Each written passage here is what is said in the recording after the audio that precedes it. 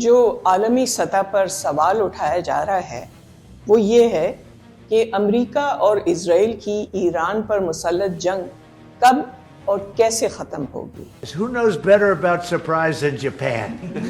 Okay? کیا اسرائیل اور امریکہ ایران کی اس جنگ کو ختم کرنے کے لیے جوہری ہتھیار استعمال کرے گا؟ Hey, why didn't you tell me about Pearl Harbor? Okay?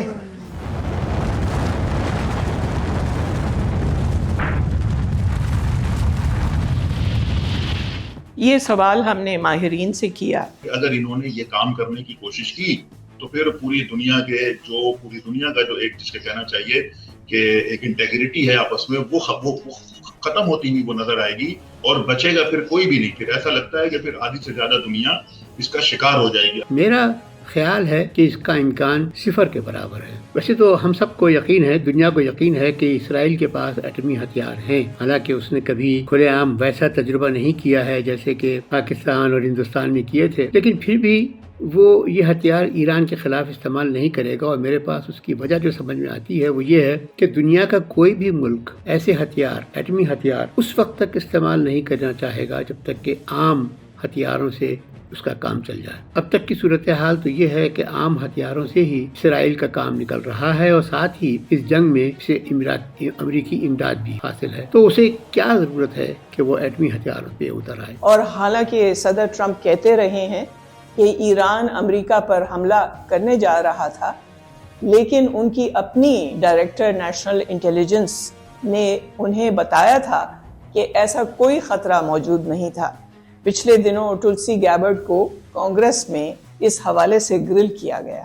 Director Gabbard, last year you testified that Iran was not building a nuclear weapon. Do you stand by that statement? Yes or no? Context matters with that statement. Yes or no? Iran had all of the materials and capabilities to do so. It's an easy answer. You either stand by what you said last year or not. It is a serious question that requires the totality Director of the Gabbard, information I reclaim my time. When President Trump was asked about testimony, he said you were wrong. Were you lying or not? I stand by the intelligence community. ایک اور معاملہ اس میں جو اٹھا ہے وہ یہ ہے کہ پچھلے دنوں امریکہ میں جو ڈائریکٹر نیشنل انٹیلیجنس ہیں انہوں نے پاکستان کو بھی اس معاملے میں گھسیٹ لایا، یعنی ان کا یہ کہنا تھا کہ اب پاکستان کا شمار شمالی کوریا، روس اور چین جیسے خطرناک ممالک میں ہوتا ہے، اور یہ کہ ان کے میسائلز اب یعنی پاکستان کے میسائلز اتنی دور تک پہنچ سکتے ہیں کہ وہ واشنگٹن کے لیے بھی خطرہ بن سکتے ہیں۔ The intelligence community assesses that Russia, China, North Korea, Iran, and Pakistan have been researching and developing an array of novel, advanced, or traditional missile delivery systems with nuclear and conventional payloads that put our homeland within range. Pakistan's long-range ballistic missile development potentially could include ICBMs with a range capable of striking the homeland. امریکہ کی خاتون ہیں national intelligence کی director, انہوں نے ایک بیان دیا جس میں کہا کہ امریکہ کو پاکستان سے خطرہ ہے اور وہ پاکستان کو سیکیورٹی تھریٹ قرار دیا ہے انہوں نے، اور وہ میزائل کی وجہ سے۔ ان کا خیال یہ ہے کہ پاکستان اپنے لانگ رینج میزائل سے امریکہ کو نقصان پہنچا سکتا ہے۔ میرا خیال یہ ہے کہ یہ خاتون ان مسائل کے بارے میں خاصی لا علم ہے، انہیں پتہ نہیں کہ پاکستان کے میزائل امریکہ تک پہنچنے کی صلاحیت ہی نہیں رکھتے، وہ تو صرف 2000-3000 کلومیٹر تک کی پہنچ رکھتے ہیں۔ اور پاکستان نے بارہا تمام دنیا کو بتایا ہے کہ ہماری جو جنگی تیاری ہے، جو کچھ بھی ہم یہاں پہ ہتھیار رکھتے ہیں، میزائل بناتے ہیں، وہ صرف ہندوستان کے لیے ہیں اور کسی ملک کے لیے نہیں ہیں۔ تو اس وجہ سے ان سے یہ خطرہ کہ یہ امریکہ تک مار پہنچ جائیں گے، یہ میرے خیال میں غلط ہے۔ پاکستان کے پاس دور مار میزائل نہ ہونے کا ایک ثبوت جو ہے وہ یہ ہے کہ پاکستان کو جب بھی اپنے کمیونیکیشن سیٹلائٹ زمین کے گرد مدار میں بھیجنے ہوتے ہیں تو وہ دوسرے ملکوں کی مدد لیتا ہے۔ اس نے چین سے مدد لی ہے، اس نے جاپان سے مدد لی ہے، اور ان کے جو راکٹ میزائل سیٹلائٹ لے کر جاتے ہیں مداروں میں، نچلے مداروں میں، تو وہاں پاکستان کے بھی مدار وہ چھوڑ دیتے ہیں، اور اس کے لیے پاکستان ہر مرتبہ کئی $100 ملین جو ہے وہ خرچ کرتا ہے اس کام کے لیے۔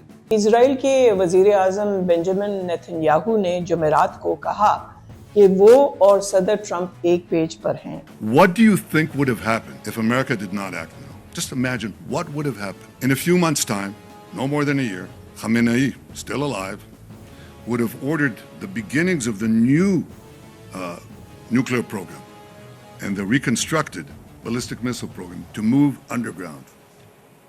Now, it'll take them a little time, maybe a few years, but you can't reach those programs. And they develop intercontinental ballistic missiles, okay? That means missiles that can hit Chicago and New York and Florida and Texas and California. لیکن حالیہ دنوں میں اسرائیل نے جو حملہ کیا تھا پارس کی گیس فیلڈ پہ، اس کے بعد پتہ چلا کہ نیتن یاہو اور ٹرمپ کے آپس کے اختلافات ہیں. One of your advisors, David Sack, he also warned that if the conflict escalates, Israel may contemplate the use of a nuclear weapon. Has he shared that assessment with you? No, yes. Israel wouldn't do that. Israel would never do that. Pakistan نے اپنے cards اچھے کھیلے ہیں. مثال کے طور پہ وہ پاکستان بارہا کہتا ہے کہ ان کا ایٹمی پروگرام بھارت کو پیش نظر رکھ کے بنایا گیا ہے، اور یہ کہ اس نے ڈونلڈ ٹرمپ کے ساتھ یہاں کی فوج نے، یہاں کی حکومت نے اچھے تعلقات بنائے ہیں. اس وقت پاکستان کو بہت ہی سمجھداری سے اپنے پتے کھیلنے چاہیے. اسٹریٹجی ان کی یہ ہے ایران کی، جہاں تک میں سمجھ رہا ہوں، کہ ایک تو ڈائریکٹلی اسرائیل کو حملہ کیا جائے اس کے ٹارگٹس کے اوپر. دوسرا جو امریکی ٹارگٹ ہیں، اوبیسلی امریکہ کے مین لینڈ پر تو ایران کے پاس کیپیسٹی نہیں ہے ریچ کرنے کی، تو ان کے جو ریجنل ٹارگٹس ہیں، بیسز ہیں، ان پر حملہ کیا ہے. اور بین الاقوامی قوانین، جنگ کے جو بین الاقوامی قوانین ہیں، لاز آف وار، اس کے تحت اس کو حق ہے کہ کسی تھرڈ پارٹی میں اگر اس کے حریف کے بیسز ہیں، کیپیسٹی ہے، وہاں سے اس پر حملہ ہو رہا ہے، تو پھر ایران کے پاس لیجٹیمیٹ رائٹ ہے ان ٹارگٹس، ان جگہوں پر ٹارگٹ کرنا.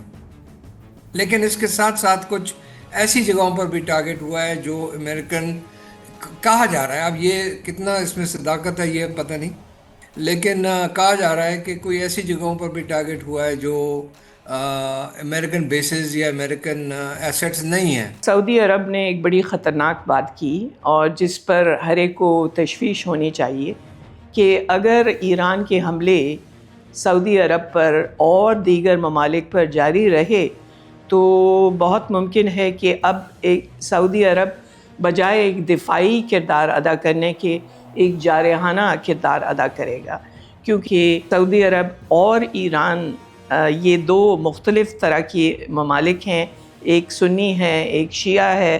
اور سعودی عرب اس وقت کیونکہ امریکہ کے کیمپ میں ہے، لہٰذا یہ ایک بہت تشویشناک سوال ہے کہ اگر ایران کے حملے جاری رہے تو آیا سعودی عرب کوئی ایسے کولیشن کی سربراہی کرے گا جس سے یہ جنگ کو اور زیادہ طول ملے گی. اگر فرض کیا سعودی عرب نے یہ فیصلہ کیا کہ ایران کے حملے اس کے لیے نقصان دہ ثابت ہو رہے ہیں اور اسے ایران کے خلاف کوئی ایکشن لینا ہے، اور وہ پاکستان سے کہے کہ تم میرے ساتھ اس ایکشن میں شریک ہو جاؤ، تو کیا پاکستان ہو جائے گا؟ یہ بہت اہم سوال ہے اور بہت مشکل سوال بھی. مشکل یہ ہے کہ پاکستان اور سعودی عرب نے ریسنٹلی ایک معاہدہ کیا ہے جس کے تحت انہوں نے یہ کہا ہے کہ اگر دونوں ملکوں میں سے کوئی ایک ملک کسی جنگی پریشانی میں مبتلا ہو جائے تو دوسرا اس کی جنگ میں شامل ہوگا. تو اگر فرض کیا ایران کی طرف سے میزائل متواتر آ کر گرتے رہے تو سعودی عرب کہہ سکتا ہے پاکستان سے کہ تم اب ایران کے اوپر بمباری کرو، ایران پر اپنے میزائل داغو. پاکستان کیا کرے گا؟ میرا خیال ہے پاکستان جو ہے وہ اس مشکل میں پھنسا ہوا ہے. سفارتی طور پہ اس وقت امریکہ کی شکست ہے، کیونکہ انہوں نے یوکرین کے معاملے پہ یورپ کا ساتھ نہیں دیا. اب جب اسٹریٹ آف ہارموز کو کھولنے کی بات آتی ہے تو ٹرمپ کا اپیل کرنا یورپی ممالک سے کہ آپ آ کر ہماری مدد کرو، اور دو باتیں کہنا کہ اگر نہیں کرو گے تو ہم بھی یاد رکھیں گے کہ آپ نے ہماری مدد نہیں کی. یہ سفارتی طور پہ جو ہے اس نے ٹرمپ کے لیے کافی مسائل پیدا کیے ہیں کہ آپ ملکوں سے زیادہ مانگتے ہو، دینے کے لیے جو ہے آپ کے پاس بہت کم ہے.